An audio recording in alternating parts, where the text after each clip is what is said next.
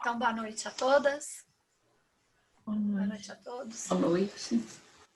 Uma dessas coisas boas, como é esse nosso encontro aqui, é uma oportunidade de a gente estar reunindo pessoas de diferentes lugares e ter a oportunidade de encontrarmos, né, com pesquisadores que têm uma agenda cheia, como a professora Georgetânia. Então, assim, é uma oportunidade estar com ela. Conheço a Georgetânia há muito tempo, admiro o trabalho e vou pedir, Georgetânia, se você pode se auto-apresentar para nós, tá bom? Esse grupo aqui é um grupo bem heterogêneo, são professores, muitos de geografia, mas nós temos professores de outras áreas, e o nosso grupo, em geral, a gente não tinha essa possibilidade de reunir tantas pessoas de diferentes lugares, inclusive os próprios coordenadores. Nós temos a professora Dulce, da Unimontes, tá aqui, professora Márcia, essa é a Dulce, professora Márcia também da Unimontes, do campus de Pirapora, a Dulce de Montes Claros, professor Kleber, também é um dos coordenadores da rede municipal daqui de Uberlândia, não sei se você já conhece esses professores, e nós temos a Rosa do IFTM de Uberaba e a Rosana do IFTM aqui de Uberlândia. O professor Sampaio está conosco também. Então, é um grupo que se reuniu a partir dessa possibilidade das reuniões online. E a gente quer te agradecer porque a sua pesquisa também vai contribuir para o nosso estudo esse semestre, que é, né, a questão do racismo na escola. Então, a gente está tendo a oportunidade de ouvir diferentes pessoas, de discutir um pouquinho o livro da Djamila Ribeiro. Então, é com muito carinho, Georgetânia, também com muita honra, né, que recebemos você aqui, tá? Uma das pesquisadoras da temática da questão do racismo, do gênero e outras coisas que você vai falar para nós também, outros temas. E aí eu te passo a palavra, seja muito bem-vinda. Boa noite, gente. Vocês estão me ouvindo bem? Sim. Legal. Eu quero agradecer muito a Adriane pelo convite de estar aqui com vocês e a todas as pessoas que estão aqui presentes. De fato, nós estamos vivendo um momento muito difícil, muito triste no mundo, no nosso país e na nossa cidade, né? A pandemia e a Covid se aproximando. Então, quero também, como a Adriane, manifestar minha solidariedade a todas as pessoas que estão perdendo gente, estão vivendo situações difíceis. E a gente fica até emocionado, porque o momento realmente é muito exigente. E é muito bom que a gente possa estar juntos, para que a gente possa também, além de pensar sobre isso, que é parte da vida que nós estamos vivendo nesse momento, também a gente romper um pouco o isolamento, pensar o passado, o presente e pensar em perspectivas também de futuro. Então, eu agradeço muito por estar com vocês agora. Acho que nos momentos que nós estamos vivendo, eu sinto que essa temática que a gente apresentou para conversar com vocês hoje, que é um pouco da minha trajetória de vida e de pesquisa, se torna ainda mais importante. Então, eu vou me apresentar um pouco. Eu estava pensando sobre o que eu falaria com vocês, e eu comecei, como eu estou muito em casa, como muita gente está agora, eu comecei a mexer muito aqui em casa em muitas coisas, então fui achando materiais, assim, muito antigos, tipo assim, o projeto de pesquisa que eu fiz para apresentar na PUC em 1997, sabe, assim, que era sobre o trabalho doméstico. Então, tá ficando umas histórias meio longas, então eu vou contar um pouquinho para vocês sobre mim, sobre a trajetória, essa pesquisa que eu fiz, para a gente chegar aí nos temas que estão mais próximos a vocês nesse momento, que eu acho que tem tudo a ver. Então, vou tentar fazer isso. Aí, não sei qual que é a dinâmica que está sendo proposta, mas apresentar algumas ideias para vocês, e eu espero que a gente possa conversar também. Acho que Pode ser aqui uma roda de conversa, né, para a gente refletir sobre esses assuntos, porque são assuntos muito importantes e é para a gente conversar, não é para a gente... Eu vou contar para vocês um pouco e a gente conversa. Pode ser, Adriane? Sim, Gegê, é bom você fala um pouco e dá um tempo, né, para a gente responder, tá? Nós vamos até 19h30. Seria bom se a gente terminássemos 19h20, né? E aí você fica tranquilo para usar o tempo, tá bom? Certíssimo. Então, eu me chamo, como vocês sabem, eu sou Georgetânia, eu sou professora de História, no Instituto de História aqui, no mesmo bloco, né, de quem está estudando aqui na Geografia, quem está trabalhando.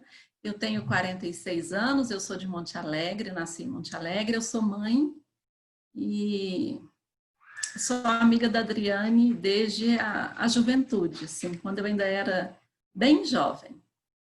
E eu acho muito legal isso, porque eu estava recuperando um pouco também essa trajetória e nas orientações também que eu estou tendo agora, eu tenho uma aluna que está pesquisando as mulheres terceirizadas aqui na UFO, as trabalhadoras terceirizadas que também são negras. Inclusive, é uma pesquisa muito interessante que eu indico para vocês também conhecê-la, que é a Aline, que está pesquisando as mulheres terceirizadas.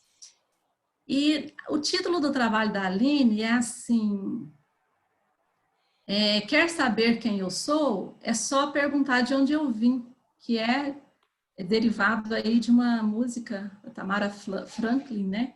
Que é muito bonita. E aí eu tô com essa história na cabeça, né? E aí, como eu estou falando da minha apresentação, eu acho que é uma boa referência, assim, a gente pensar, quer saber quem eu sou? Pergunta para de onde eu vim, pergunta para as minhas lutas, pergunta para os meus amigos, pergunta para os meus familiares. E eu acho que esse elemento é bastante importante para a gente pensar a questão racial, a questão da identidade, né? De onde é que eu vim?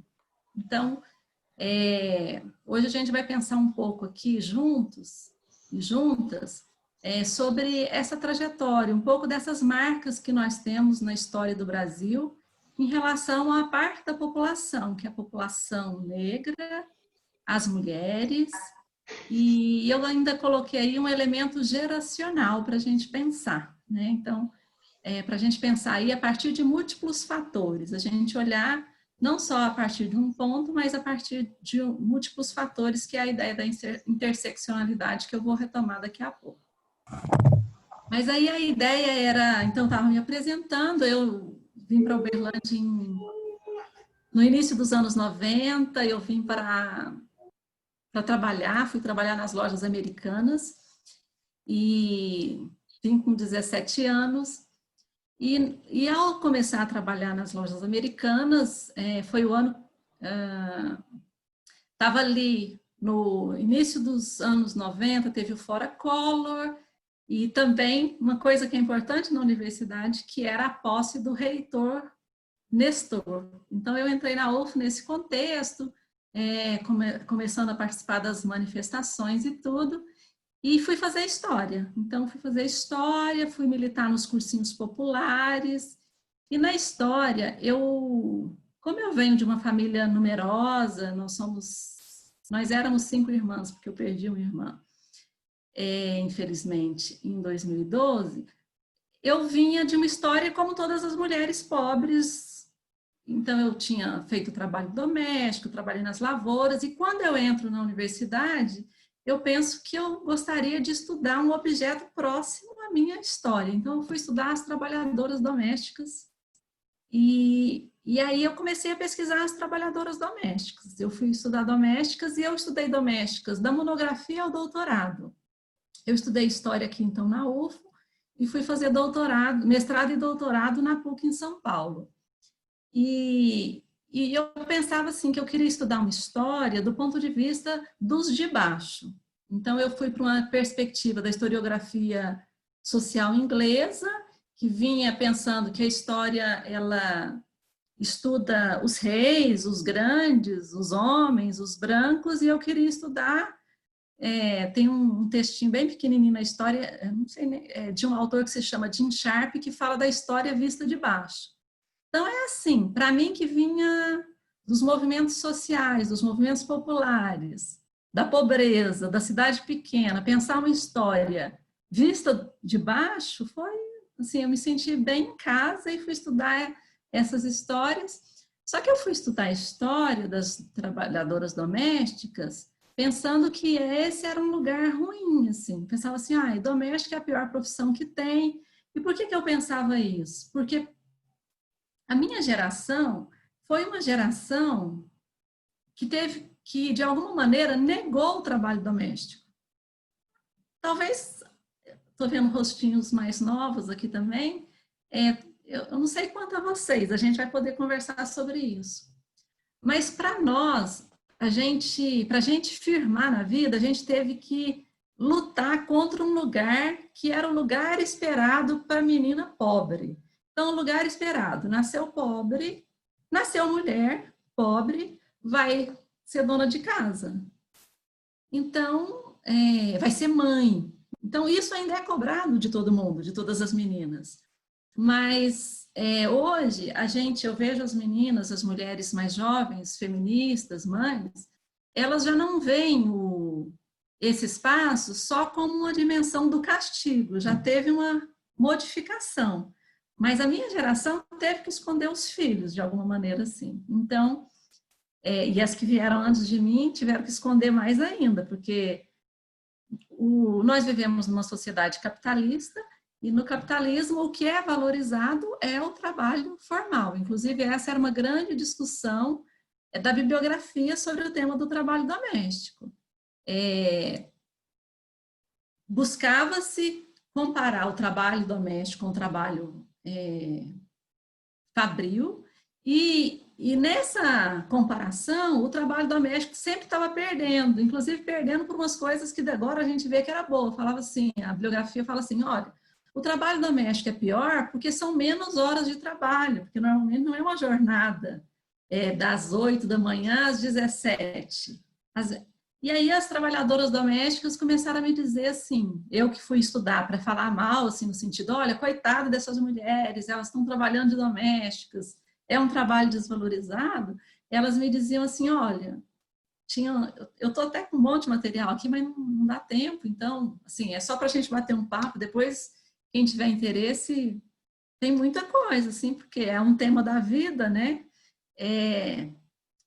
E aí elas falavam assim, não, eu gosto de trabalhar de doméstica, porque trabalhando de doméstica, eu posso deixar a minha casa organizada e eu posso chegar no meu trabalho 9 horas, ao invés de eu chegar às 7 horas numa fábrica, por exemplo. E eu posso até deixar um pão de queijo prontinho para o meu filho. Então, elas foram me mostrando que para elas o trabalho doméstico era um trabalho como qualquer outro trabalho, e ainda para elas, para algumas delas, esse trabalho ainda trazia algumas vantagens. Com isso, eu não estou fazendo a apologia do trabalho doméstico, assim, dizendo, ai, que trabalho bom. Não, não é isso. É dizer assim, porque a gente sabe que nós vivemos numa sociedade que, infelizmente, agora durante a pandemia, isso ficou mais evidente ainda, porque a pandemia, ela não, assim, tem gente que acha que ela resolve tudo, que as pessoas vão se tornar boas. Eu, infelizmente, acho que ela acentua as desigualdades. Algumas pessoas podem ser tocadas, mas, infelizmente, o que a gente tem visto é que as desigualdades que já existiam, elas são acentuadas. Então, a pandemia não tornou as pessoas, por um milagre, assim, muito melhores do que são, do que estavam. A pandemia, por exemplo, permitiu que a Mirtes fosse passear com o cachorro da Sari, enquanto o Miguel era abandonado à própria sorte. Então, a pandemia não vai resolver para nós, porque o problema que nós temos na nossa sociedade é um problema grave, de muito tempo, então não vai ser resolvido com a pandemia. A pandemia vai agravar essa situação. Então, eu fui estudar o trabalho doméstico, e no trabalho doméstico é muito importante é a questão racial. Só que quando eu fui estudar o trabalho doméstico, isso não estava colocado para mim, porque eu fui para um programa de pós-graduação e nas orientações que eu tive, ainda não estava, primeiro que não permitia. A análise, ela se concentrava nessa historiografia que eu fui estudar, ela não considerava nem gênero, nem classe, nem geração. Vocês imaginam como é que eu pude estudar o trabalho doméstico? Quem é mais novo não vai entender. Mas eu me defendo dizendo que faz uns anos. Então, não tá. Por exemplo, essas autoras todas que nós hoje sabemos que são super importantes para a compreensão do tema, como Angela Davis, como as autoras do feminismo negro, elas não foram traduzidas. Então, hoje eu leio essas mulheres e eu penso assim, gente, se eu tivesse tido esse aporte teórico, para eu entender essa temática, eu teria sido muito mais fácil para mim. Mas eu fui estudar o trabalho doméstico, a minha orientadora era mais clássica, digamos assim, do ponto de vista da historiografia, então eu lia Hobsbawm, eu lia Thompson e eu lia Raymond Williams. Hoje, quando eu vou orientar os meus alunos, as minhas alunas, eu falo assim, eu estou chamando a atenção para a gente tentar não submeter a nossa pesquisa a referenciar, por exemplo, se nós vamos estudar as mulheres, nós estamos precisando fazer um esforço, porque na nossa sociedade a gente não lembra de mulheres também, para citar. Isso aí é uma coisa de gênero que a gente tem que ficar espertas. A gente pensa assim, eu quero pensar um grande educador. Quem que a gente lembra? De homens, não é? Tudo que a gente vai pensar, assim, uma grande referência, vamos fazer um grande debate sobre um tema, a gente só lembra normalmente de homens. Então, mas isso são as marcas da nossa história. Então, o que hoje, quando eu vou fazer orientação, eu fico pensando assim, ao invés da gente pegar um homem como referência, a gente pensar um tema como o trabalho doméstico, que é um tema sobre as mulheres pobres, sobre as mulheres negras, vamos pensar quais autoras poderiam nos ajudar a pensar. Então, por exemplo, hoje, para a gente pensar o feminismo, eu penso muito na Bell Hooks. Então, teria várias autoras brasileiras que poderiam ser nosso suporte teórico. Angela Davis é essencial, só que a gente não teve esse referencial teórico antes. A gente pensava, então, do ponto de vista de classe. Só que agora, a gente está cada vez mais atento e um termo que é essencial para a gente entender o tema do trabalho doméstico é uma ferramenta analítica que é a interseccionalidade. Então, se lá atrás eu só podia pensar o tema do trabalho doméstico a partir do viés da classe trabalhadora, que é um viés essencial, não tem como a gente entender trabalho doméstico sem discussão de classe. Por quê? Porque o trabalho doméstico, ele tem mais, o trabalho doméstico remunerado, ele tem espaço na sociedade, quanto maior é a desigualdade econômica. Então, quanto maior a desigualdade econômica, maior a possibilidade de eu terceirizar o cuidado e o trabalho na minha casa para outra pessoa. Então, a bibliografia sobre o tema, aí dos anos 70, pensava que o trabalho doméstico era resquícios do feudalismo, de uma era pré-capitalista, que quanto mais a sociedade se desenvolvesse, o trabalho doméstico ia sendo superado automaticamente.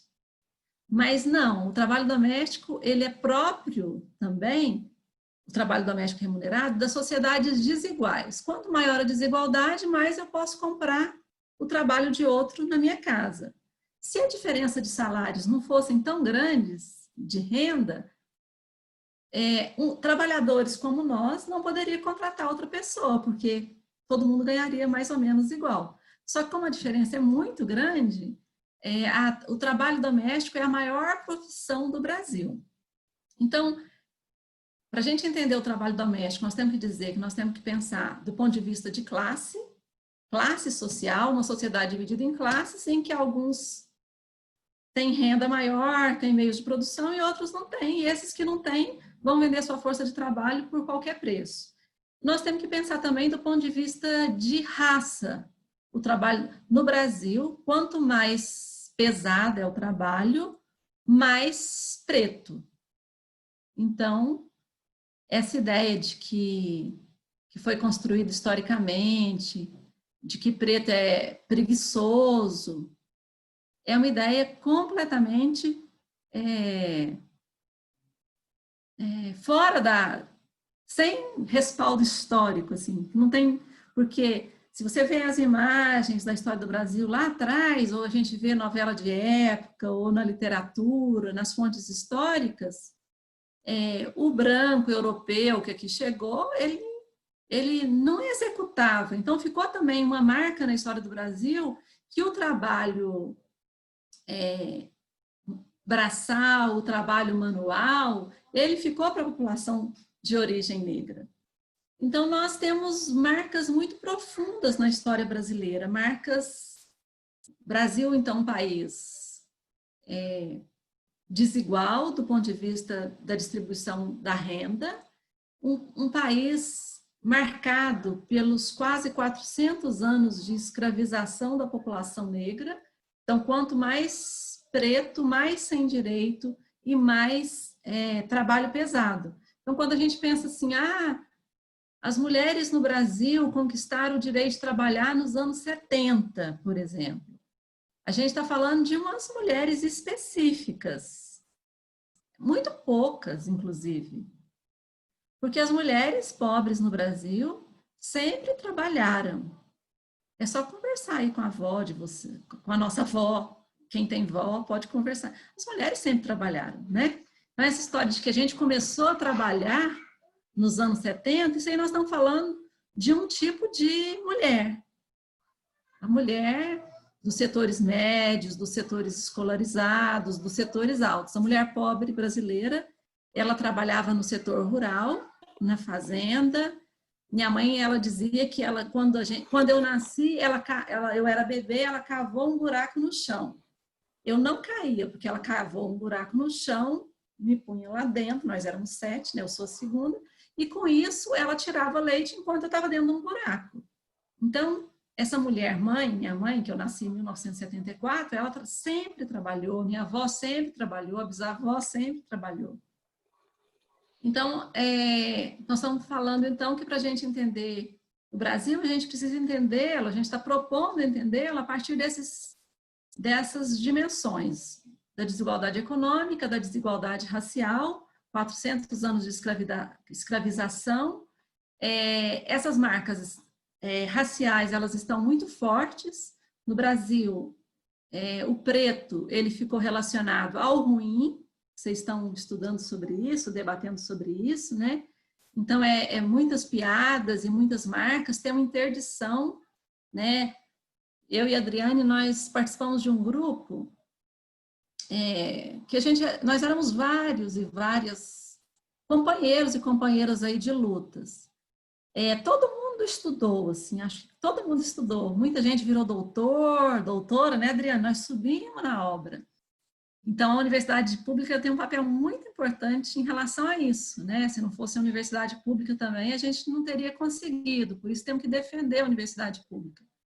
Mas, se a gente for olhar, nós éramos tudo muito pobre, muito parecido. Só que, Adriane, pensa na família negra que continua muito parecida da situação anterior. Então, as mulheres negras, elas... Eu vou falar um pouquinho sobre essa coisa da identidade negra. As mulheres negras, elas têm a gente fala que é como se fosse um teto de vidro, que não dá para subir, que não... Tem um teto de vidro para as mulheres brancas também, a gente não chega onde os homens chegam. Aqui na universidade, por exemplo, que é por concurso público e tudo, a gente pensa, as mulheres e os homens estão em situação igual, certo? Não. Se vocês forem olhar os cargos de chefia, são mais homens. Reitor, nunca tivemos mulher.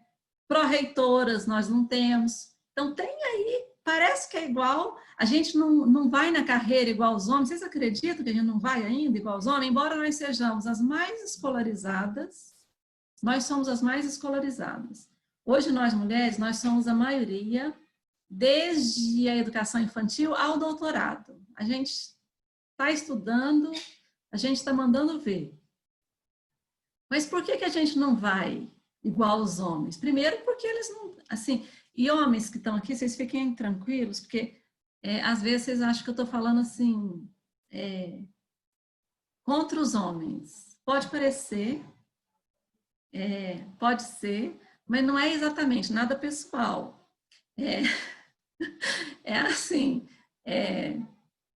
para dizer assim, que tem uma estrutura, tudo isso é da estrutura da sociedade, não é uma decisão pessoal. Assim, então, nesse sentido, inclusive, o machismo, o racismo, o capacitismo, né, que é o preconceito em relação às pessoas com deficiência, o idadismo, que é o preconceito em relação à idade, a LGBTfobia, embora ela seja de alguns grupos específicos, ela perpassa toda a sociedade.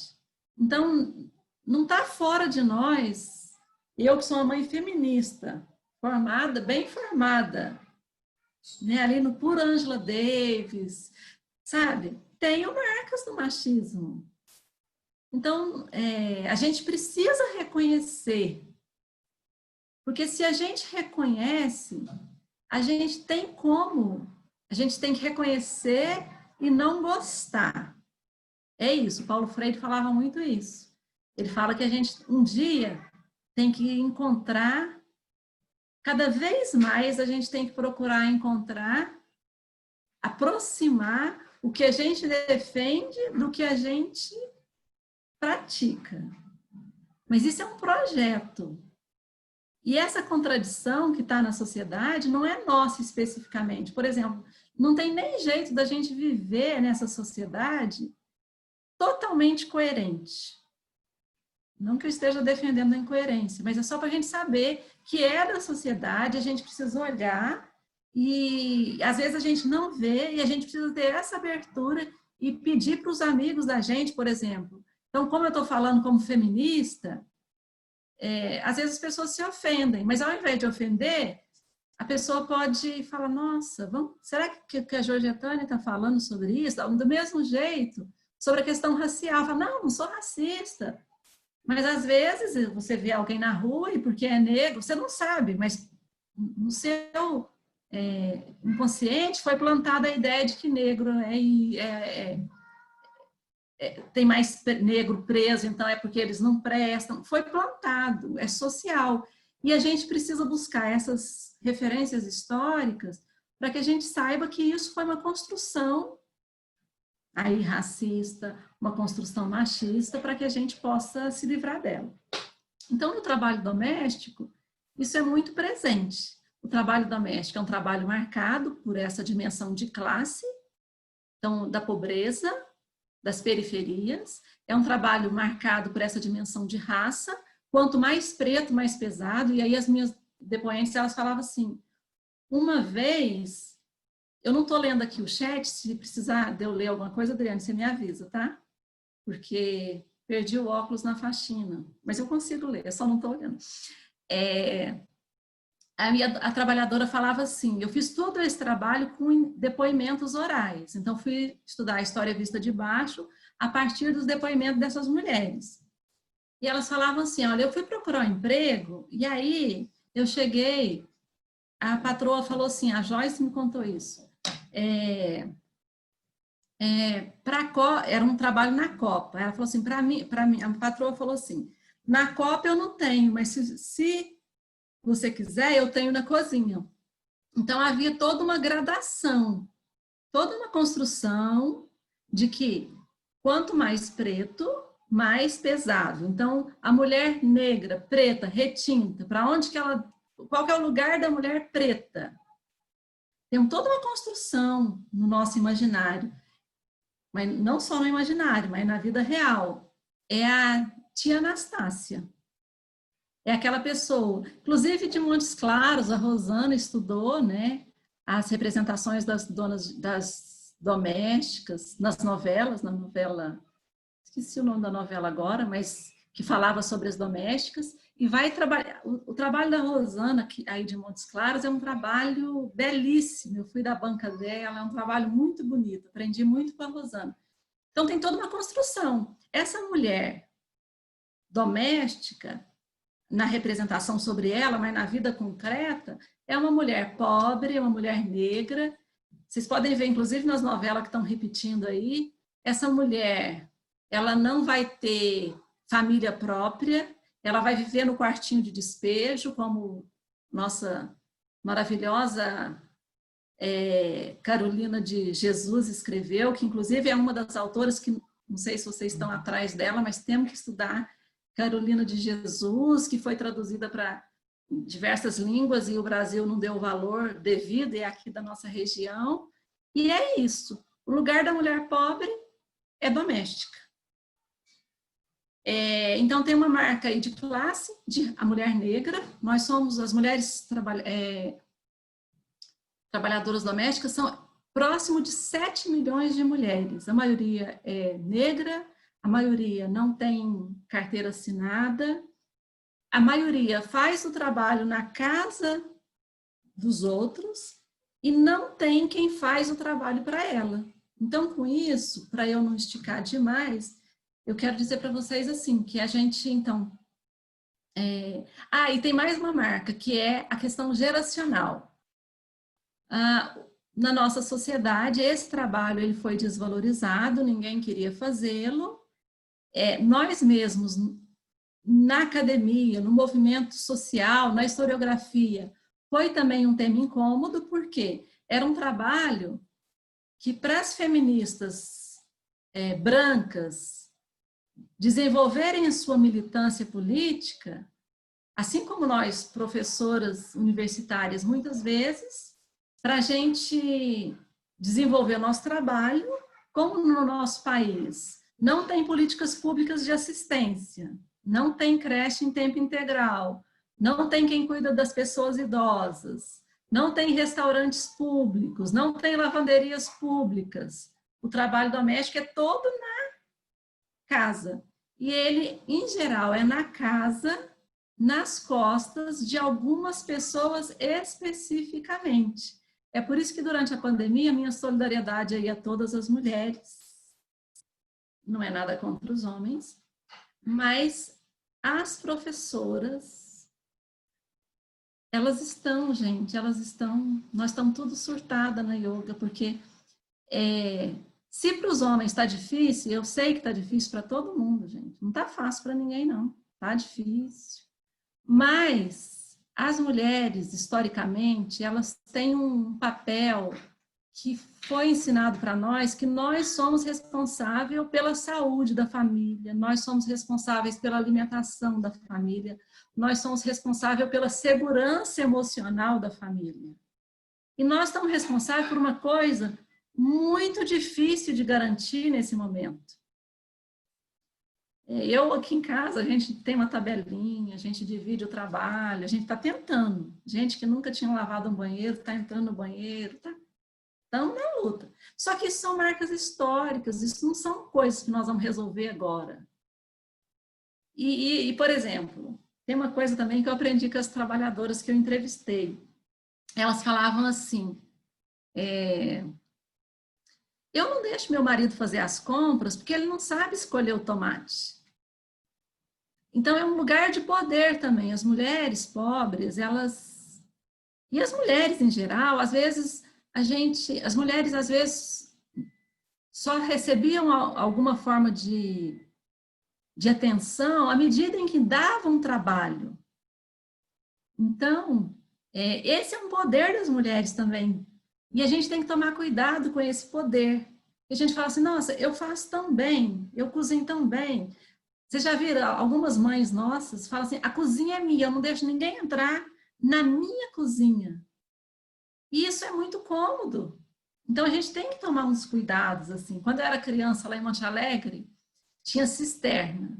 E eu tenho um tio que fez geografia, vou entregá-lo, o tio Francisco, não sei se alguém conheceu, o tio Chiquinho. E o tio Chiquinho falava assim para mim, olha como o tio Chiquinho era custoso, já esperto naquela época. Ele falava assim, você tira água de cisterna tão bem, E a bobinha aqui, um pouquinho mais nova, eu tirava água de cisterna sem parar, porque meu tio Francisco falava que eu tirava água de cisterna bem.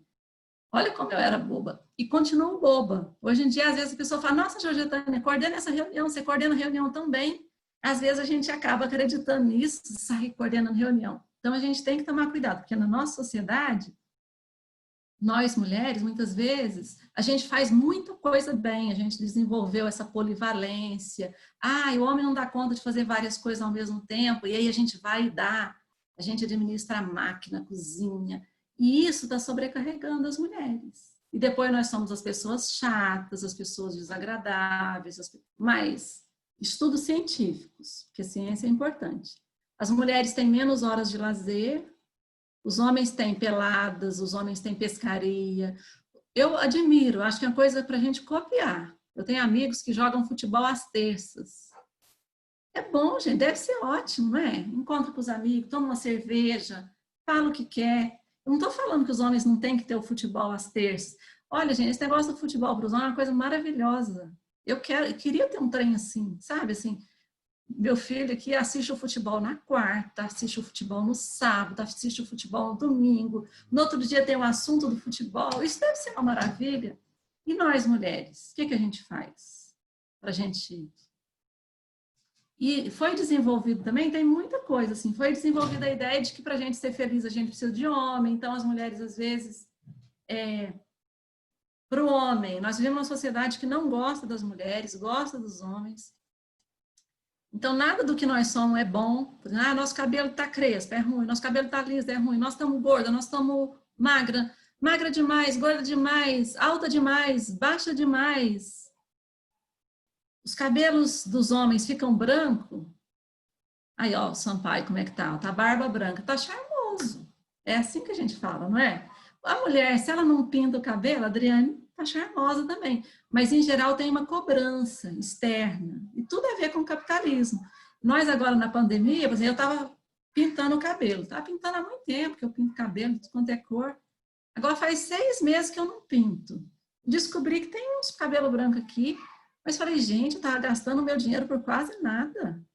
Deixa esses... Assim, e não estou falando que a pessoa não pode pintar o cabelo, ela pode pintar. O feminismo é para a gente poder fazer o que a gente quiser, ter o direito de escolher. Mas essa escolha que nós temos feito não é uma escolha livre, a gente tem se submetido a procedimentos que são procedimentos impostos a nós, mutila o nosso corpo. Nosso corpo nunca está bom o suficiente. Se a mulher deseja acrescentar alguma coisa, não tem problema nenhum. Mas é porque ela não pode ter, se ela tiver marcas. E aí a gente entra na dimensão que a gente está falando da geração. Então, os preconceitos, eles são de gênero, de raça, de classe e de geração. Especialmente sobre nós mulheres. Nós não podemos envelhecer. Então, hoje um elogio é falar, nossa, você parece irmã da sua mãe.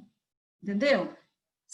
Você não pode parecer a mãe. E aí vai perdendo as figuras. Né? Todo mundo tem que ser igual, vestir igual. Não, eu sou a mãe da minha filha. Eu preciso poder ser a mãe da minha filha. Eu não preciso ser a irmã da minha filha. Como é que a minha filha vai ter referência em mim? Uma figura de autoridade, de referência, de ancestralidade, se eu tenho que parecer a irmã dela. Deixa eu pegar aqui uma anotaçãozinha para ir terminando. Então, gente, nós vimos que na nossa sociedade, Peraí. Não, eu abri errado.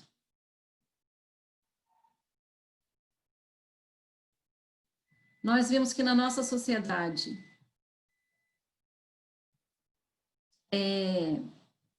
o trabalho doméstico é muito concentrado, ele está nas mãos das mulheres, pobres, negras, e o trabalho doméstico é desvalorizado. E nós estamos defendendo que... Eu escrevi um texto recentemente, que foi publicado na revista do Caderno Espaço Feminino, aqui da UFO, que eu falo de um feminismo para as maiorias, na linha do que a Bell Hooks vem defendendo, que o feminismo ele é necessário não só para as mulheres. A Bell Hooks vai ter uma posição de que, inclusive, os homens precisam participar disso, é uma questão polêmica, mas ela está defendendo. Não tem jeito de ter um feminismo que não se comprometa com a superação da desigualdade econômica. Então, é um feminismo anticapitalista. O feminismo tem que juntar todas as lutas, um feminismo antirracista, um feminismo anti-LGBT-fóbico, um feminismo, como tem outro manifesto, um feminismo para os 99%. Então, a gente precisa incluir todo mundo. E o feminismo também precisa levar em conta a dimensão, tem uma dimensão, é um feminismo ecossocialista, porque o modelo de sociedade que a gente vive, vocês sabem muito melhor que eu, vou me estender nesse ponto, a gente sabe que esse modelo de sociedade que a gente chegou, ele não tem futuro. Se todo mundo consumir como a sociedade capitalista está dizendo que nós temos que consumir, eu fico impressionadíssima. Estando mais em casa, eu vejo, cada vez que a gente pede uma comida fora de casa, eu fico com vergonha. Estou com cada vez mais vergonha. Está vendo como é difícil ter alguma coerência? Eu já estou fazendo o baldinho da compostagem, mas mesmo assim, se às vezes eu peço uma comida e vem aquele tanto de descartável, se todo mundo só vivesse nesse modelo, né, não tem para onde ir. Então, a gente precisa retomar alguns saberes.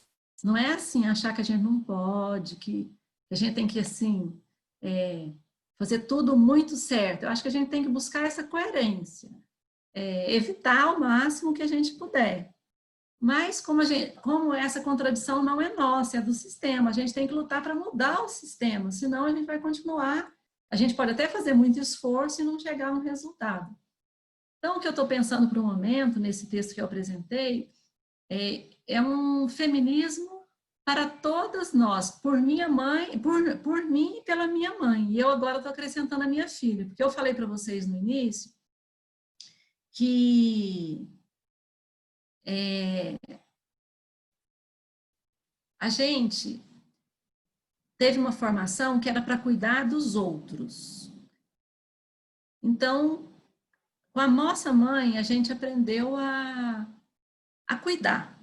E o cuidado é uma dimensão essencial do humano. Então, é um bom aprendizado. Só que essa geração da minha mãe, das nossas mães, das nossas vós, elas aprenderam a ser amadas por meio do cuidado com o outro. E é possível mesmo. Por exemplo, quando você está doente, com a pandemia agora, nossa, é tão bom quando você tem uma sopa, um suco, um chá. Só que essas mesmas mulheres, elas não desenvolveram, não foram ensinadas não exigiram também nenhum cuidado para elas. Então, sobre as mulheres negras tem essa ideia de que elas cuidam dos outros. E nunca se pensa, e a gente tem que tomar esse cuidado, para pensar as necessidades dessas mulheres, as nossas necessidades. Por exemplo, é tão bom fazer para o outro, eu adoro cuidar, sabe assim? Mas eu canso, vocês cansam. E, infelizmente, eu conheço gente que as mães faziam comida todos os domingos, recebia aquelas famílias numerosas, e quando elas adoecem não dão conta mais de cozinhar, às vezes a família some. Então, nós vamos ter que ensinar. Tem essa dimensão geracional. Só as mulheres velhas estão cuidando. E o cuidado, ele é do humano. Nós tem que ter essa reciprocidade, esse compartilhamento.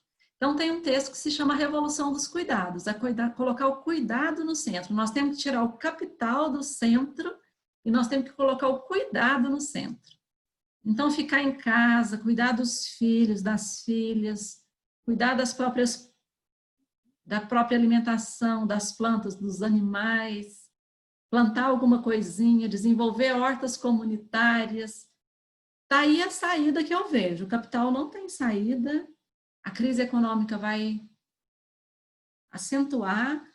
Vocês estão vendo o preço da feira que está, né, gente? 20 reais um saco de... Até para nós que temos um salário relativamente bom em relação à classe, a maioria dos trabalhadores está difícil. e a gente precisa recuperar saberes. Esse modelo aí deu ruim. Esse modelo permite morte, esse modelo permite que mesmo com a pandemia as desigualdades elas se aprofundam.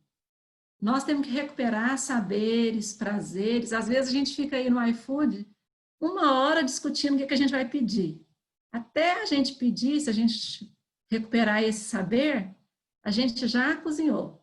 Então, passa por pôr a mão na massa, do meu ponto de vista. E desconcentrar, sair só das mulheres, sair só das pobres, sair só das negras, sair só das velhas e compartilhar. E essa experiência é uma experiência boa quando a gente tem êxito. As crianças gostam, a juventude pode gostar. É só a gente ter a abertura para essa experiência. Então, era um pouquinho disso que eu queria contar para vocês, dizer que eu tenho muito orgulho do trabalho que eu faço, assim, hoje eu vejo a importância dele, foi muito difícil fazê-lo porque tinha pouca referência, eu fui tateando, hoje a gente tem as ferramentas, né, e essas ferramentas, elas são para a vida teórica e para a vida acadêmica, mas são estudos que têm a ver com a nossa vida, com um projeto de sociedade, com mudanças sociais importantes. Então, vamos aproveitar essas ferramentas, vamos aproveitar esse tempo e vamos fazer um macarrãozinho. Era isso, então, muito obrigada e estou à disposição para a gente conversar. Obrigada, professora José-Tânia. Eu que agradeço. É bom porque você trouxe novos elementos para nós, então é sempre bom a gente, né, ter a oportunidade de diferentes olhares para algumas questões que às vezes a gente acha, não, já foi tudo dito. São tantas coisas ainda para nós discutirmos. Então, neste momento, nós vamos abrir, tá, para quem quiser comentar. Eu convido também os professores, os coordenadores. A Edneia chegou, a professora Edneia está conosco também na coordenação. Ela está em Santarém, José-Tânia. Lembra da Edneia? Então, não sei, quem gostaria? Edneia, você gostaria de falar? Boa noite, grupo. José-Tânia, é sempre um prazer ouvi-la, né? Assim, eu fiquei muito feliz por você ter aceito o convite para estar conosco aqui. E assim, o quanto a gente ainda tem a aprender em diversos momentos. Quando a gente acha que está esgotando as temáticas, vem sempre uma nova temática que a gente tem que estar atento ali na questão do próprio referencial para ler, né? Quantas coisas a gente, quando você fala do seu trabalho, né, da sua dissertação, né? Eu percebo também na minha dissertação, que eu fiz em 2006 aí, na UFO, o quanto ainda faltou. Naquela época, a Heloísa Pacheco foi da minha banca.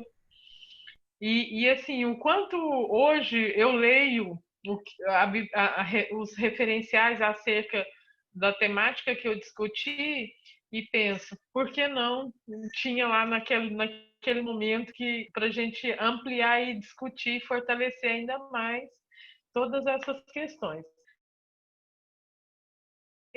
Tá? E eu vou deixar o pessoal aí fazer os questionamentos dele. Tá?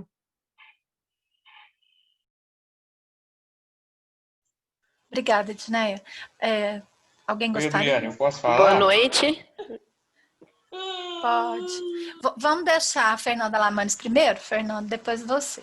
Só xará. Tudo bem. A gente falou junto, né? Boa noite. Professora José-Tânia, eu gostaria muito de agradecer a sua fala. Eu me senti muito contemplada. E me trouxe algumas reflexões. Eu fui ouvindo você falando sobre o trabalho das domésticas, a posição da mulher negra, e foi me trazendo muitas reflexões. E aí, quando eu fui pensar no trabalho doméstico não remunerado, que a coisa ficou mais intensa aqui para mim, porque eu sou mãe há pouco tempo, eu sou mãe de primeira viagem, eu tenho uma menininha de 1 ano e 2 meses. E de lá para cá, eu tenho visto o quanto eu tenho me cobrado muito mais pelos trabalhos domésticos que envolvem a maternidade, diretamente ou não. E o quanto a sociedade me cobra muito mais. E é incrível, quanto mais eu percebo, mais intenso fica, que é uma cobrança de gênero e uma cobrança também que envolve a questão racial. Porque espera-se que as mulheres negras façam o trabalho com maestria, que limpem com maestria, que passem com maestria, porque a sua bisavó, a sua avó, a sua tataravó fez isso, que minha avó, que ainda é viva, e a gente conversa muito, a dona Isabel, ela tem 90 e vai fazer 90 anos, ela foi lavadeira, e ela lavava roupa na casa dos brancos. E as cobranças que ela tinha lá muito tempo atrás, olha aí, 3 gerações atrás, a gente senta e conversa, eu vejo que me é cobrado isso ainda hoje, principalmente em relação à maternidade. Pode estar eu e meu companheiro sentados juntos, tomando a mesma cerveja, a neném começa a ir para um lugar perigoso, ou para um lugar escorregadio, ou enfim, as pessoas me chamam, mas não chamam ele. E às vezes eu faço questão de marcar o lugar e falar, ali, ó, chama o pai da criança, fala pro Joaquim lá. E aí o pessoal fica meio desconcertado, porque o papel social de cuidar é da mãe. E isso sobrecarrega a gente demais. Nessa pandemia, vai virar eu vou tomar cuidado para não virar um desabafo, mas pensar nessa questão relacionada à maternidade especificamente me deixa muito... É um assunto muito intenso. Era só isso que eu queria compartilhar e dizer que foi muito boa a sua fala e é muito congruente com o que eu tenho vivido aqui na pele e na prática. Obrigada. Adriane, eu vou controlar aqui o chat para gente. Aí quem quiser falar, se inscreve no chat que fica mais tranquilo para a gente. Ai, muito bom, né? Queria só fazer um comentário sobre a Fernanda, porque como é um desabafo, os desabafos eles precedem, ainda mais de uma mãe, né? Fernanda, eu acho que a gente tem que ter esses espaços mesmo. Eu acho que é mais rico porque é da vida. Então, acho que é super espaço. E acho que é isso, assim, a gente ainda vive uma sociedade muito desigual e as mães, assim, eu acho que está bem difícil para as mães, porque assim, a gente fez toda uma mudança do lugar da mulher. Então, o lugar valorizado é o lugar do trabalho profissional. Nós, inclusive, eu falei, a gente até negou, minha geração até negou, teve que esconder filho. Mas agora, para ser mãe, não é um lugar aceito. A pessoa não pode ser dona de casa e falar que é dona de casa. As pessoas têm dó da dona de casa. Eu estudei as donas de casa também.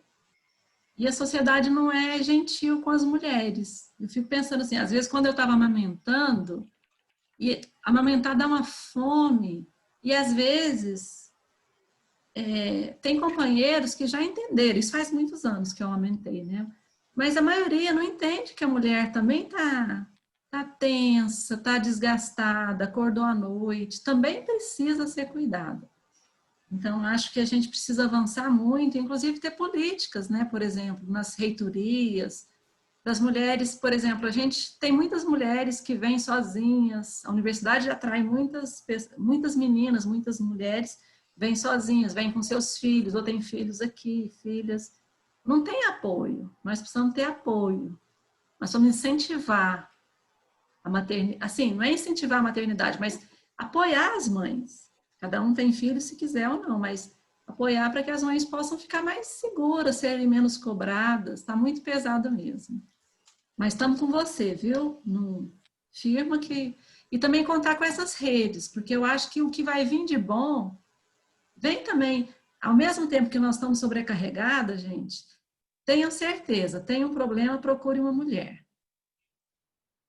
Sabe, assim, às vezes a gente dá umas... Às vezes a gente ainda tem umas dúvidas, mas assim, na dúvida, pró-mulher, que vai dar bom.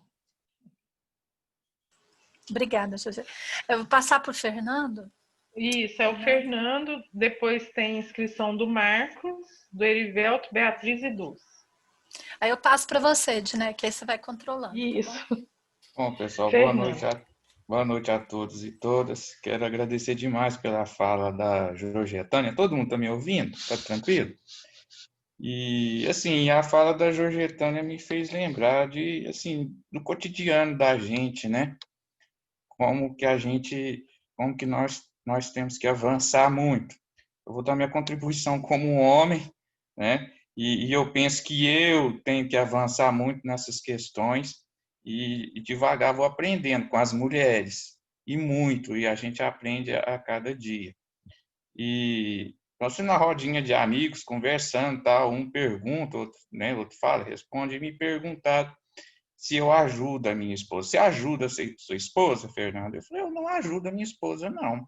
Em que sentido que você está falando que eu tenho que ajudar a minha esposa? Ah, nos afazeres domésticos, eu não ajudo a minha esposa. Aí todo mundo olhou com aquele olhos arregalados para mim, mas como você não ajuda? Eu não, eu faço aquilo que eu tenho que fazer, porque eu moro também na casa. Então, essa questão de ajuda, eu não tenho que ajudar nessa parte, eu tenho que contribuir com a casa.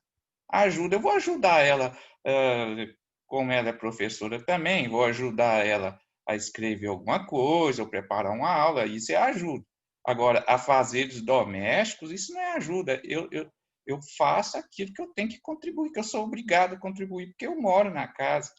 Entendeu? E assim a gente vai aprendendo, vai conversando, tal, tal. Mas, assim, tem, em algumas questões, como homem, assim, eu deixo muito a desejar. Até mesmo a questão cultural, de até a mulher também, por questões culturais, questões de que foi passar de mãe para filha, de netos e de pais também, eles vai passando coisas que é difícil de ser de tirar isso da pessoa. Mas eu vejo que nós estamos avançando. E essa contribuição que você deu aqui hoje, a gente para pensar e a gente vai avançando nessas questões. É isso aí. Muito obrigado, Georgetânia.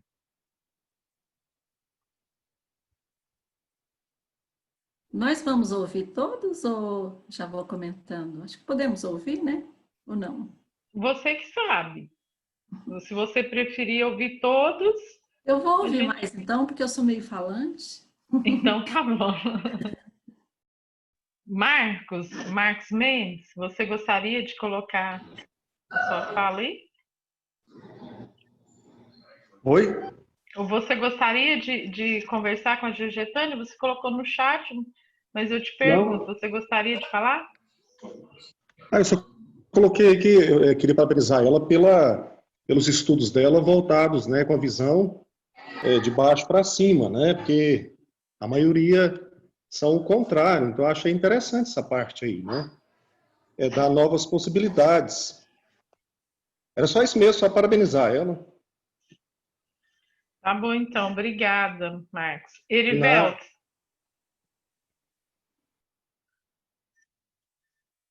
Erivelto, você quer falar? Você se inscreveu? Olá, tudo bem? Na verdade, quando a Georgetânia... Boa noite, Georgetânia. Boa noite, pessoal. Você está conseguindo me ouvir? Sim.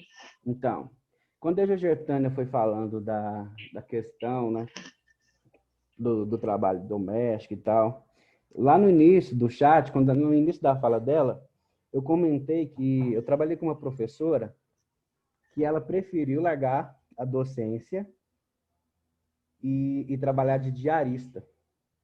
Porque ela relatou que ganhava mais que professora, digamos assim, né?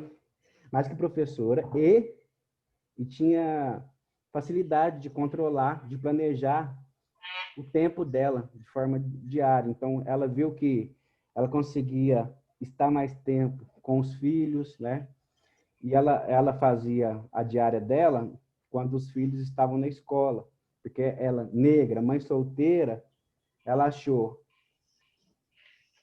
mais fácil, foi as palavras dela, trabalhar dessa forma, porque a docência estava consumindo o tempo todo dela e ela não conseguia ter tempo para os filhos. Inclusive, pagava babysitter para ficar com os filhos. Aí ela foi colocar no papel e ela foi vendo que a questão de ser diarista dava mais retorno financeiro, um melhor tempo de convívio com a família e largou a docência. Pediu exoneração do cargo. E a outra fala que eu falei no chat é que um teste, um ano retrasado, o ano passado, 2019, porque a gente fica meio perdido, né? Nessa questão do tempo. Eu peguei um cargo de professor, né, de ensino religioso no município.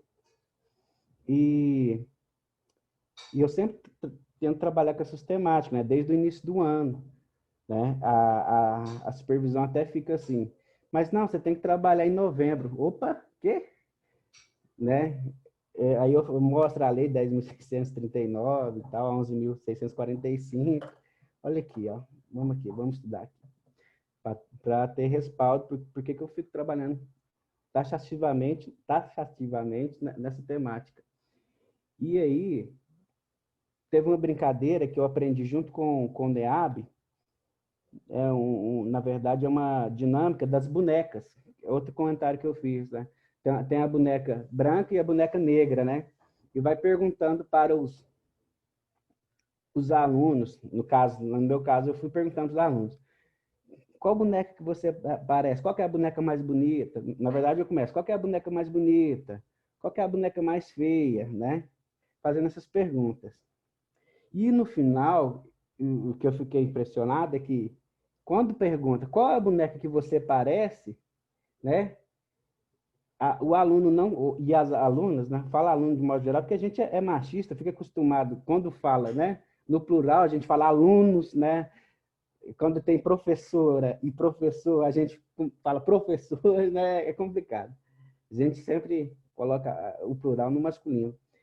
Desculpa, esse também é um erro que eu tenho que tentar mudar isso. E aí, só que só terminando a minha fala, no final, o que me mais impressionou e me deixou, assim, eu chorei depois que eu saí dessa aula, porque eu fiquei impressionado. Os alunos se reconhecem como negros. Eles se reconhecem. Eles não querem aceitar, mas se reconhecem. Era isso. Obrigado, viu? Jorgetânia, você quer responder essas três? E aí a gente faz mais uma rodada de três. Que ainda tem a Beatriz, a Dulce e o Kleber. Certo. Vou comentar, então, que eu acho que vai ficar melhor esse bloco agora. Então, aquela hora eu não falei, né, mas muito bom te encontrar também, foi muito bom te ver aqui, te reconhecer aqui também nessas histórias. Estamos juntas aí, acho que é importante a gente colocar, inclusive, essa escrita das mulheres negras, assim, a gente vê quem veio antes de nós, sabe, assim, e a gente firmar, porque para esse contexto que nós estamos vivendo, inclusive, as saídas já estão postas. Cada vez mais eu encontro minha mãe, assim, nesse sentido. Tudo que nós estamos inventando agora, essas novidades joviais aí, né, do cuidado, de guardar, de não desperdiçar, de cuidar dos alimentos, de guardar as sobras e reaproveitar, tudo nossas mães, nossas avós já sabiam lá em Monte Alegre. A gente é porque perdeu esse saber, né? E esse saber é muito importante. Sobre o que o Fernando falou, é isso mesmo, Fernando. A gente o machismo é da sociedade. Só que tem os que bate palma, assim como o racismo. E os que falam, não, eu não quero isso para mim. Lá atrás, teve uma campanha que falava assim, uma campanha publicitária que falava assim, onde você guarda o seu racismo? Porque o racismo, ele está aí.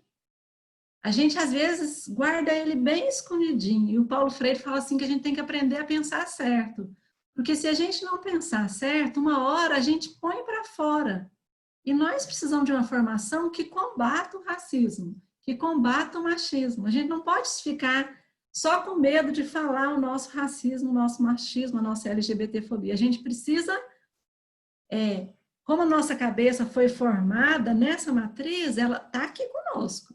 E nós precisamos reconhecê-la e tirar de nós, porque quando nós tirarmos, vai ser bom para todo mundo. Porque não pense, o machismo, o racismo, especialmente o machismo, ele é o privilégio do homem, do macho. Só que ele também traz muito sofrimento para as mulheres, tanto que, olha, a violência doméstica, o estupro, o feminicídio. Só que também é ruim para os homens. A própria coisa da paternidade, nós somos as negras, a população negra, a ideia de que é mais sensibilidade, é mais corpo, e para o branco e para o homem, mais razão. Mas o humano tem a emoção também, tem a sensibilidade. Então, quando a gente superar o machismo, o racismo, a LGBTfobia, vai ser bom para todo mundo. Nós vamos poder ser gente, vai ser uma maravilha. Então, é um projeto muito importante, essa transformação. Porque os homens também, eu fico vendo, né, a formação é tão forte que os homens têm dificuldade de expressar sentimentos, têm dificuldade de cuidar de si, vão menos ao médico, depende das mulheres para isso.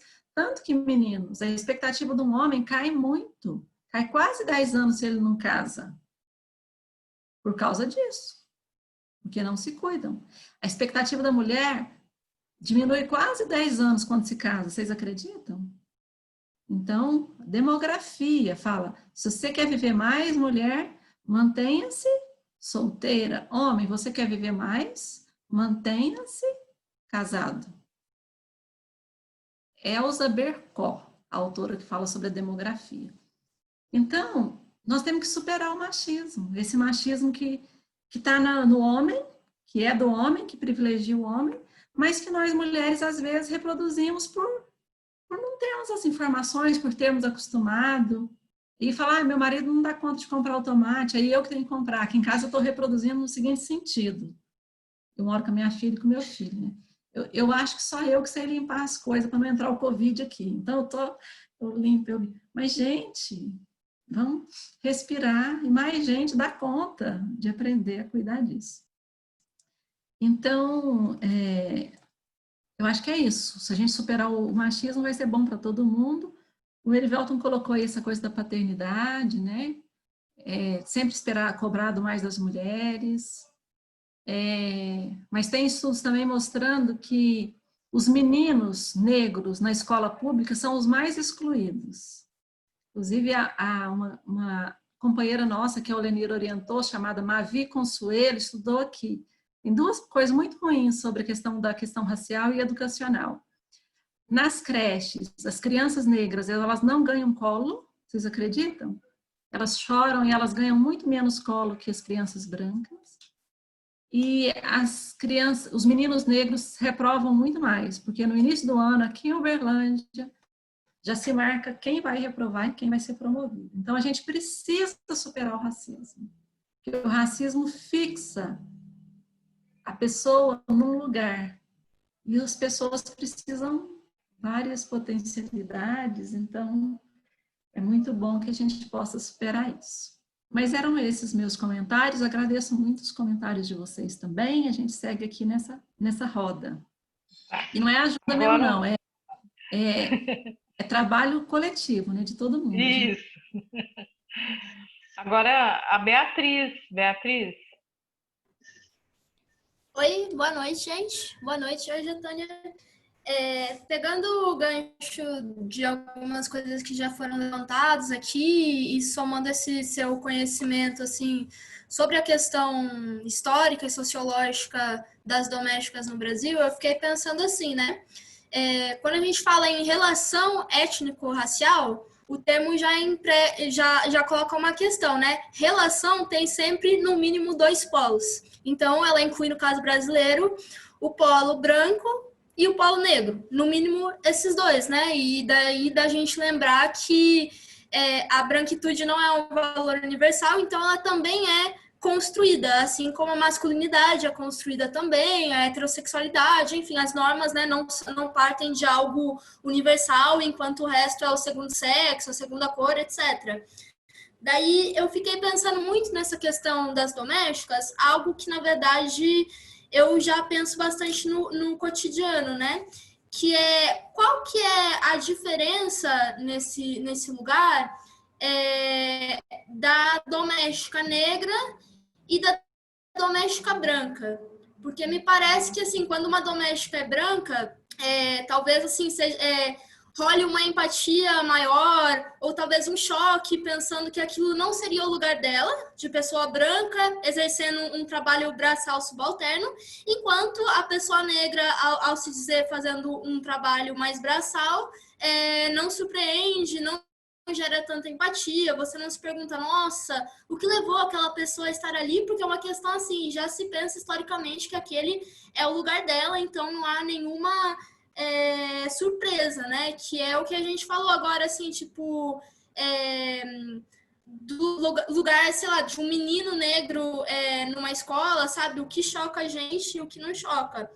E também eu fiquei pensando muito, esses dias eu vi um vídeo que não tinha a ver com essa temática, mas num dado momento a pesquisadora citou, assim, muito ano passado, sobre um certo crescimento do trabalho manual no Brasil, no sentido de, ok, às vezes não é uma pessoa negra, mas sendo uma pessoa branca exercendo aquela função, a gente vê automaticamente ela como se ela fosse negra. Assim, não, ela citou um teórico que fala sobre isso, que eu não me lembro qual é, mas eu achei uma questão assim muito interessante. Pegando também o que o Erivelton falou, de essa questão, né, de uma colega dele largou a docência para exercer o trabalho de doméstica. E daí eu fiquei pensando muito assim, quantas pessoas brancas fariam isso? Apesar da gente saber que o ganho de uma diarista, por exemplo, com certeza, eu não tenho dúvida, tem muita chance de ser muito maior que de um professor. Então fica aquela questão assim, a classe intelectual, entre aspas, que prefere ganhar menos, assim, vamos dizer, e não é considerado um trabalho tão subalterno quanto um trabalho que é melhor remunerado, mas é um trabalho braçal e exercido no Brasil prioritariamente por pessoas negras. Eu fiquei pensando muito nessas relações, assim, nessa relação com a branquitude nessa construção e como que isso se dá no nosso contexto.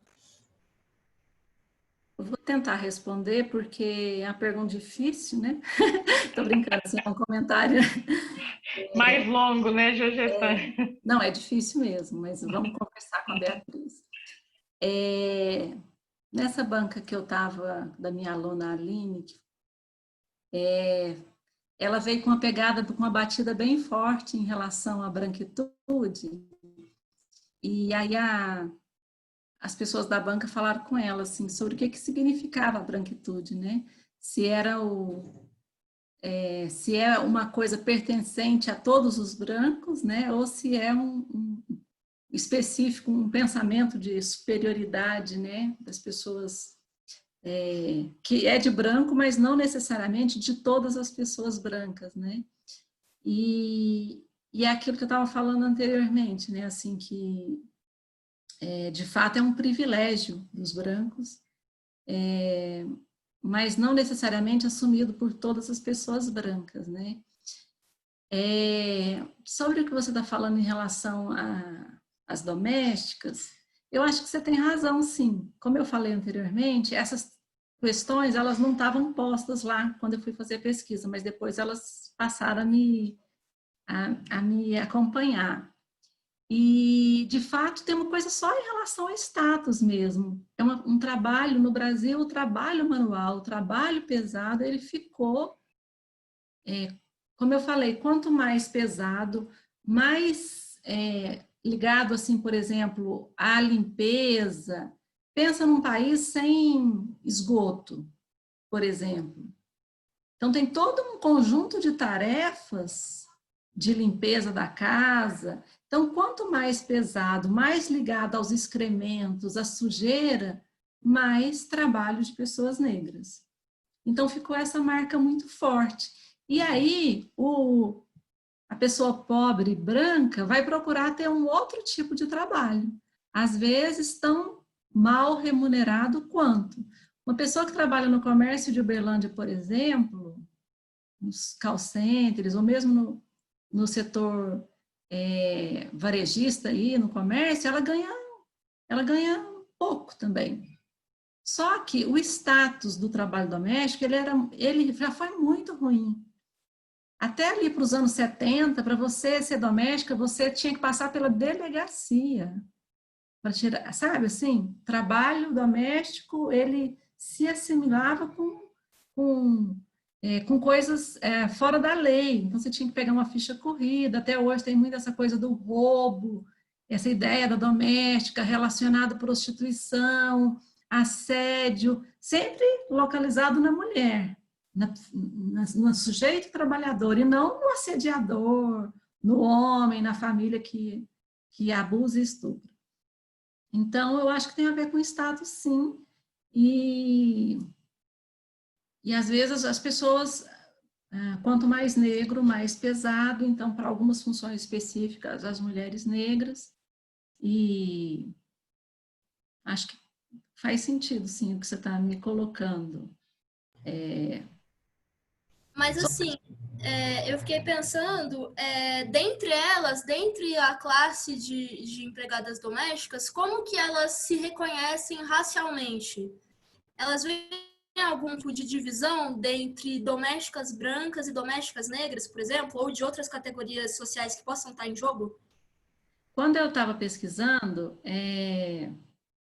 fazendo as entrevistas ali nos anos 90, final dos anos 90 até o início dos anos 2000, eu perguntava às vezes sobre essa questão racial, se elas sentiam preconceito. Elas falavam, umas falavam que sim, outras falavam que não, mas elas estão muito isoladas também. Assim, a trabalhadora doméstica foi uma categoria que teve muita dificuldade de se organizar, porque se você tem trabalho no mesmo local, é mais fácil de se articular. Então, não parecia ter essa divisão entre elas, não. Mas eu lembro de uma entrevistada que falava assim, que não ia assinar a carteira, porque se ela assinasse a carteira, porque doméstica era a pior profissão que existia, e se ela assinasse a carteira, gente, final dos anos 90, ainda tinha ideia de que assinar a carteira como doméstica era sujar a carteira. Hoje tudo isso está indo por água abaixo, que ninguém está nem assinando a carteira mais, né, gente? Então, mas era sujar a carteira, você imagina? Doméstica era a mesma coisa que sujar. Mas essa diferenciação entre elas, como era uma em cada casa, elas não me relataram, não. Nós temos mais duas pessoas inscritas, a Dulce e o Kleber.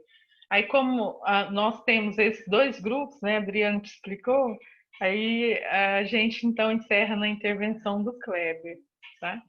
Dulce. Oi, Edné, boa noite a todos. Eu vou ser bem rápida, porque eu estou olhando o horário aí, nós já estamos em cima mesmo. Agradecer a Georgetânia, né? Eu não a conheço pessoalmente, mas eu te acompanho, sou sua amiga lá do Face, das redes. Eu fiz o doutorado aí com a Adriane. E agradecer por essa temática, que eu fiquei aqui emocionada. E até contar umas histórias, mas não dá para contar mais. Georgetânia, eu me vi na sua fala, eu vi a maioria das mulheres da minha família na sua fala. Então, assim, isso é muito importante. E nós somos resistência, né? Você foi, eu fui, algumas foram, outras não. Então, assim, muito obrigada por trazer essa discussão. Eu vou ler a dissertação de Rosana, eu não sabia que ela tratava dessa temática, vou procurar no repositório da UFO e agradecer mesmo. Gratidão, viu, Georgetânia? Kleber. Boa noite. Todo mundo me ouvindo? Sim. Boa noite a todas e a todos. Então, eu também vou ser bem breve, apesar que, né, tanta coisa que eu queria falar, tanto assunto assim, né, que a gente vive na pele, igual eu sou o único homem de uma família de 7 filhos, né? Tem 6 irmãs mulheres, negras. Então, o que foi falado, eu senti muito próximo, né? Porque as minhas irmãs, né, a maioria delas foram domésticas, minha mãe, então assim, tudo coisas que eu não preciso contar a história, eu vivi isso juntamente com as minhas irmãs, com a minha família. Mas eu não vou entrar nessa questão hoje não, até pelo horário.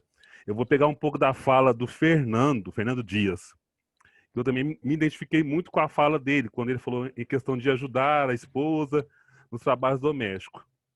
Eu vou mais além. Eu tenho um filho agora recém-nascido de 4 meses, né?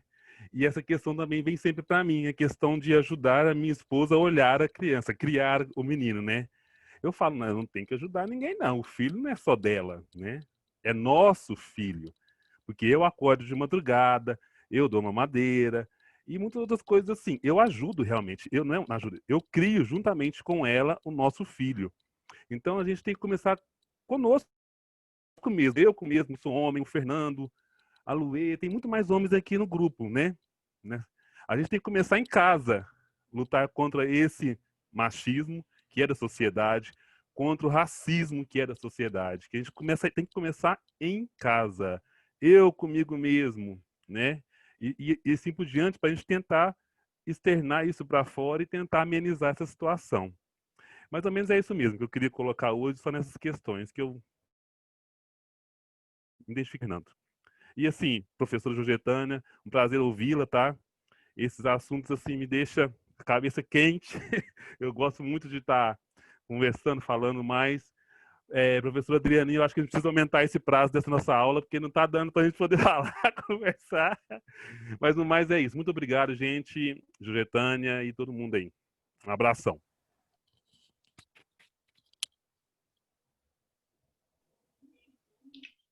Georgetânia, você quer colocar aí? Pode ficar à vontade. A gente ainda tem uns minutinhos aí.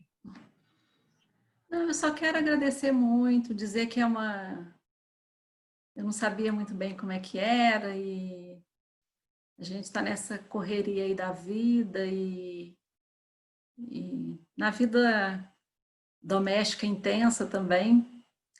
E dizer que é um grande privilégio conversar com vocês.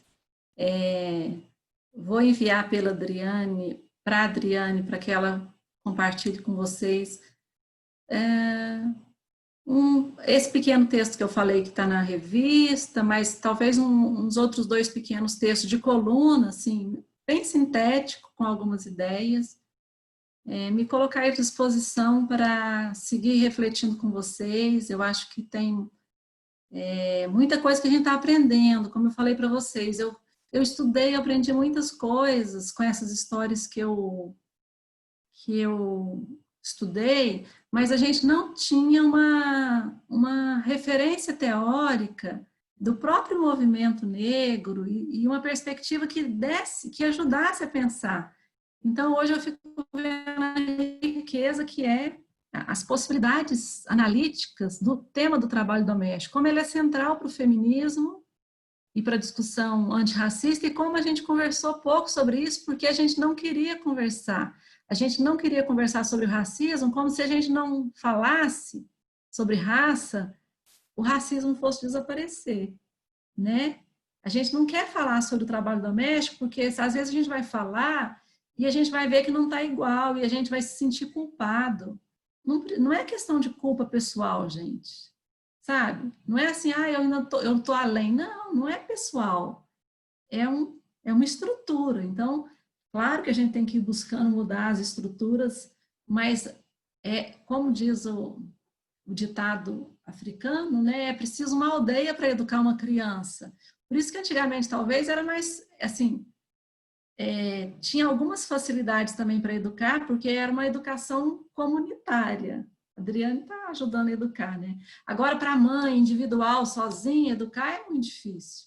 Então, é preciso que a gente assuma essa maternidade, a gente se ajudando, né? A gente compartilhando, a gente apoiando geracionalmente, e vai ficar legal. Mas agradeço muito e estou à disposição. Quem quiser conversar depois. Beatriz aí com as reflexões importantes também para a gente, se você formular alguma coisa, todo mundo que quiser, estamos aí para seguir conversando. E se tivermos outras oportunidades, a gente conversa mais. Obrigada, Adriane, obrigada, Edmeia, e obrigada ao grupo todo. Muito obrigada. Vou passar a palavra para a Adriane. Eu acho que o Kleber está certo, o nosso tempo está curto. As questões e o debate vai esquentando, dá vontade de contar tanta coisa, de falar.